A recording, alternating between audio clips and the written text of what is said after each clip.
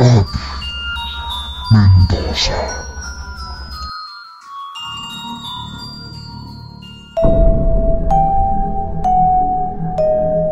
Magandang araw po, Miss Abby.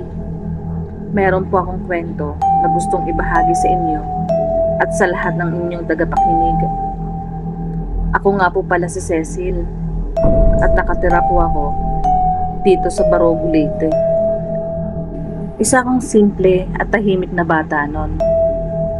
Walang masyadong kalaro at kausap dahil nahihiya akong makisalamuha sa kapwa ko bata. Halos lahat ng kilala kong bata ay nagkukumpulan at naglalaro. Samantalang ako naman ay nasa sulok lang at minamasdan sila.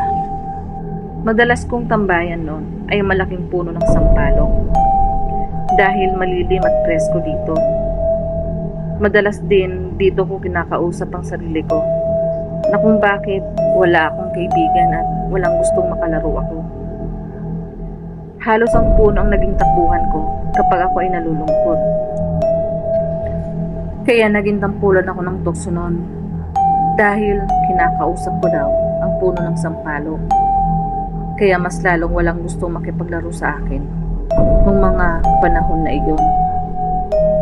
Isang araw ay nag-aya ng bakasyon ang kaibigan ng tatay ko para sa kanilang reunion.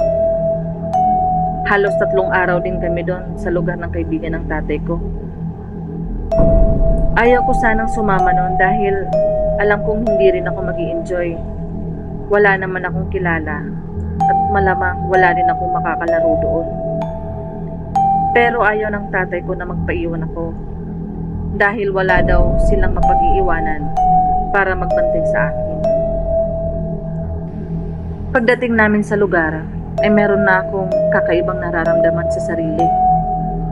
Pero isinentabi ko lang ito dahil ayokong masira ang reunion ng tatay ko at ang mga kaibigan nito. Kinagabihan ay masayang nagsalo-salo at inuman ang mga kaibigan ng tatay ko, pati ang mga asawa nito. Ako naman ay nagkulong sa kwarto dahil hindi ko rin gustong makipaglaro sa mga bata na andoon. Habang sila ay nag-iingay, ako naman ay tahimik na nagkulong sa kwarto. Di nagtagal ay parang may naririnig akong bumubulong sa akin na lumabas at pumunta ako sa likod ng bahay.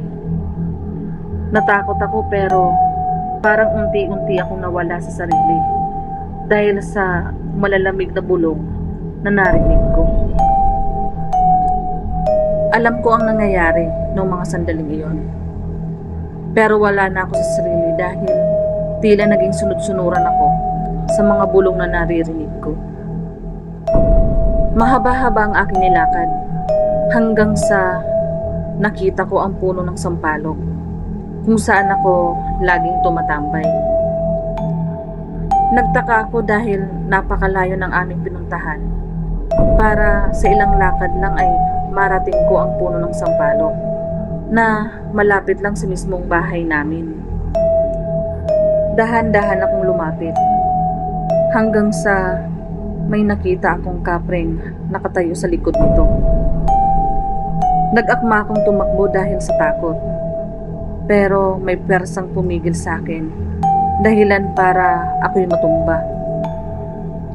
Nagsisigaw ako sa takot, lalo na nung lumapit ito sa akin.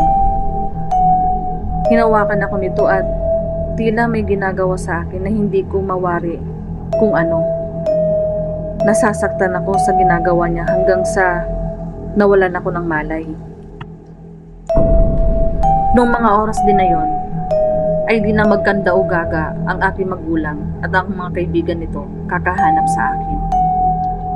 Halos nalibot na nila ang buong lugar at hindi pa rin nila ako makita.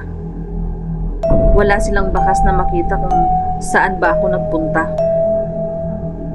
Hanggang sa umuwi ng bahay ang mga magulang ko para iuwi ang mga nadalang gamit at patuloy akong hanapin. Di nagtagal, habang abala sa pagbabalik ng kagamitan ang aking magulang, ay may nasulyapan silang nakahiga sa tabi ng punong sampalok. Nilapitan daw nila ito. Laking gulat nila nang makita nila akong nakahiga sa ilalim ng punong sampalok. Laki ng pinagtaka nila dahil 5 oras ang ibabiyahe mula sa lugar ng kaibigan ng tatay ko pauwi ng aming bahay. Dali-dali daw nila akong kinarga papasok ng bahay. Hanggang sa magising ako ay tila napakabigat ng aking nararamdaman. Tinanong ako ng magulang ko kung paano akong nakauwi. Napakalayo ng aming pinuntahan. Wala akong maisagot sa kanila dahil ang tanging naaalala ko ng mga oras na iyon ay ang mga bulong na naririnig ko nung ako ay nasa kwarto. Di nagtagal ay may nararamdaman akong kakaiba sa suot kong pang-ibaba.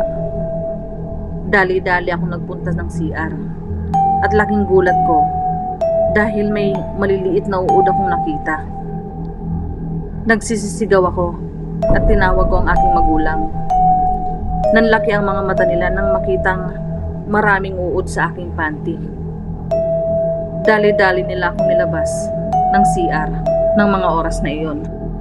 Tumawag si tatay ng albularyo dahil naramdaman niyang pinaglalaroan ako ng kakaibang nilalang. Kinahapunan ay dumating ang albularyo sa bahay at tiningnan kung ano ang nangyari sa akin.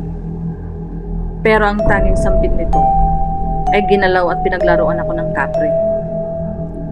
Nagambala ko daw ang kapre dahil sa mga sinasabi ko dito pag ako'y nalulungkot.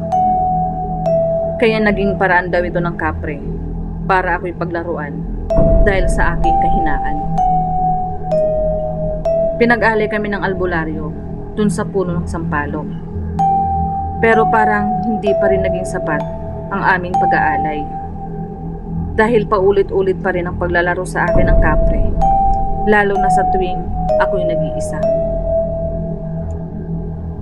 Kaya napagdesisyonan ng aming pamilya na lisanin ang lugar para hindi na ako sundan pa at paglaruan ng kapre.